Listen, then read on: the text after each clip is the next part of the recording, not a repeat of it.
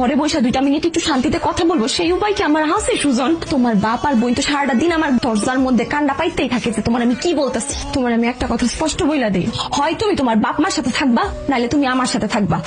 যদি তুমি সংসার আলাদা করতে না পারো, আমি এই অত্যাচার তো আর সহ্য করবো না। তুমি যদি সংসার আলাদা করতে পারো তাহলে আমার সাথে থাকবা, আর নাহলে তুমি তোমার বাপ মার সাথে থেকে যাও, আমার কোনো আপত্তি নেই। তোর বউরে নতুন অবস্থা হয়তো বা 2-1টা কথা কইতে পারি, কিন্তু বিশ্বাস কর তোর বউরে এখন আমরা কেউ কিছু কই না, বরং তোর বউ আমগরে কয়।